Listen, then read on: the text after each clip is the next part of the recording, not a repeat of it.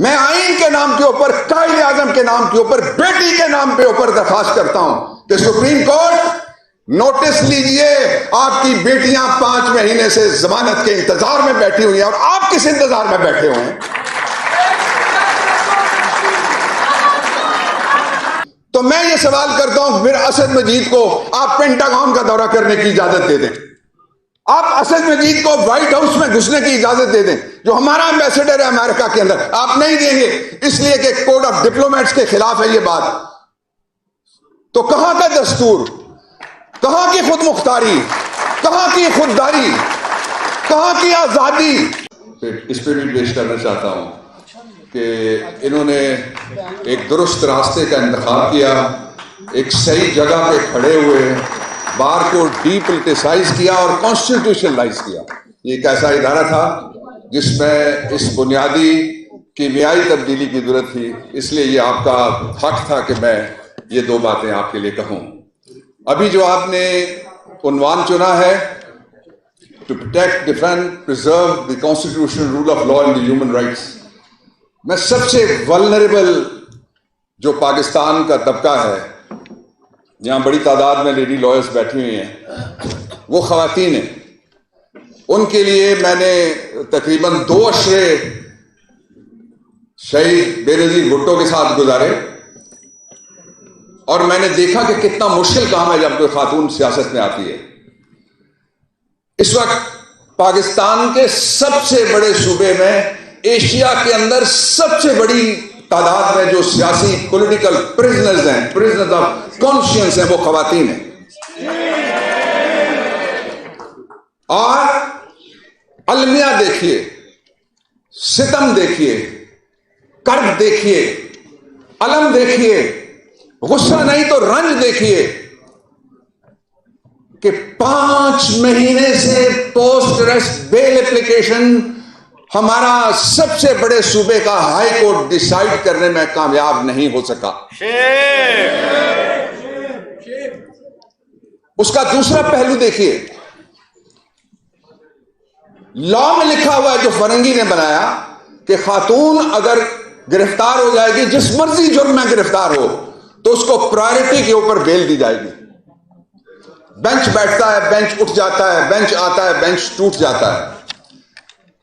ये कोई ना समझे कि वकीलों से ज्यादा इस काम को कोई समझता है। इस पाकिस्तान का कोई ओहदा, कोई चीफ ऐसा नहीं रहा जो जाके कभी ना कभी किसी वकील के चैम्बर और दरवाजे पे जाके इंसाफ के लिए खड़ा नहीं हुआ। कोई महकमा नहीं बचता जो आपके दरवाजे पे नहीं आता। मैं कॉन्स्टिट्यूशन के नाम के ऊपर, ह्यूमन राइट्स के नाम के ऊपर, मैं वकला के नाम के ऊपर, मैं आईन के नाम के ऊपर, कायदे आजम के नाम के ऊपर, बेटी के नाम पे ऊपर दरखास्त करता हूं कि सुप्रीम कोर्ट नोटिस लीजिए, आपकी बेटियां 5 महीने से जमानत के इंतजार में बैठी हुई हैं और आप किस इंतजार में बैठे हुए हैं?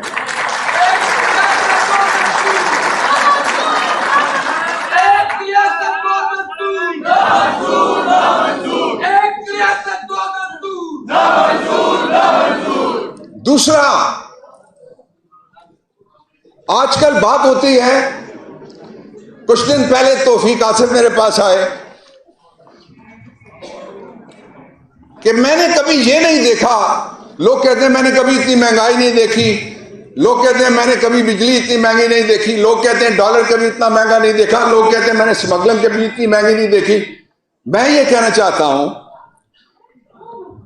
कि मैंने कभी ये नहीं देखा, वायसराय ऑफ इंडिया आखिरी के जाने के बाद, और वैसे जाते जाते जो जिस तहसील में वो गया था वो तहसील कहूटा थी, आप आर्काइव्स निकाल के देख लीजिएगा, मेरा गांव गया था वो।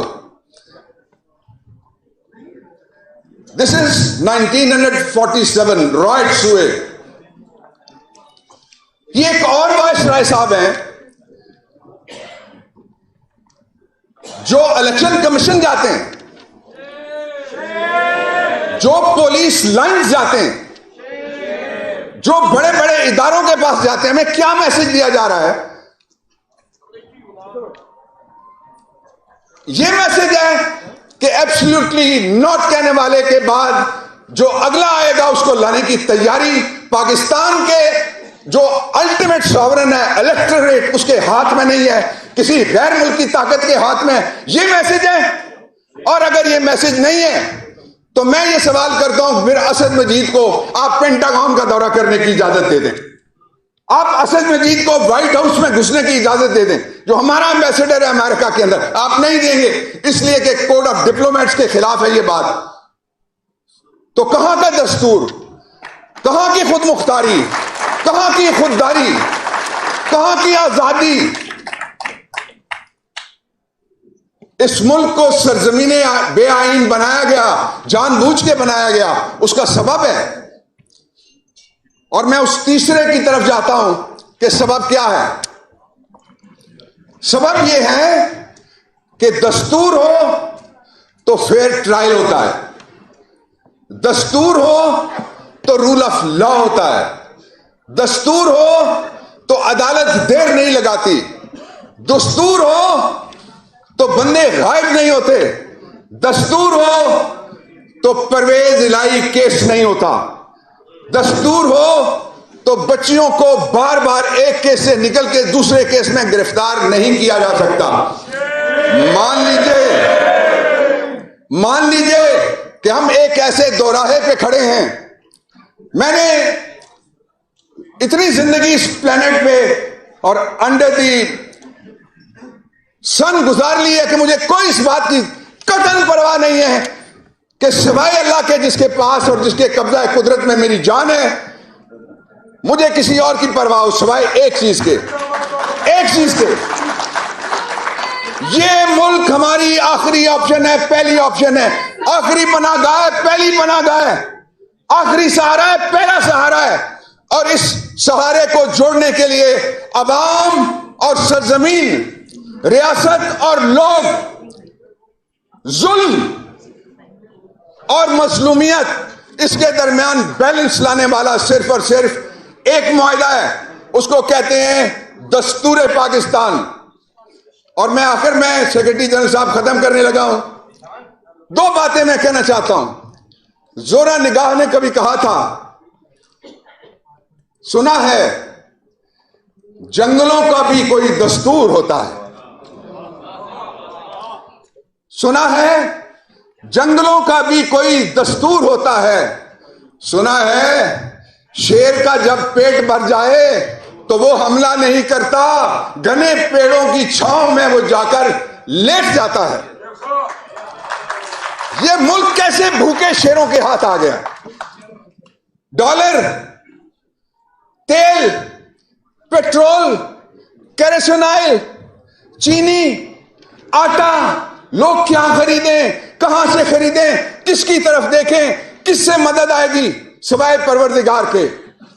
और आखिरी बात जो मैं कहना चाहता हूं,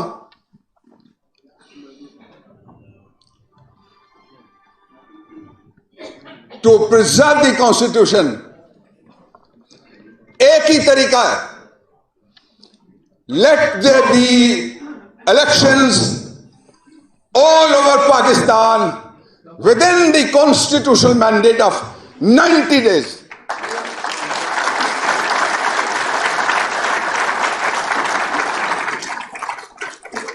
और किसी ने क्या खूब बताया मुझे, कहता है पाकिस्तान का नक्शा 3 लाइनों में बयान किया जा सकता है। आज का नए पाकिस्तान का नक्शा जिसमें दस्तूर मजबूर मखूर गायब है। और वो ये है कि किसी ने पूछा कि जिसने बिजली महंगी की वो अभी कहां है? उसने कहा अभी लंदन है। उसने कहा जिसने पाकिस्तान में दहशतगर्दी की वो कौन है? उसने कहा अभी अंदर है। तो उसने कहा जो रूल ऑफ लॉ मांगता है, फेयर ट्रायल मांगता है, अभिनंदन को मिला और उसको नहीं मिला जो अटक जेल में अभी अंदर है। बहुत बहुत शुक्रिया।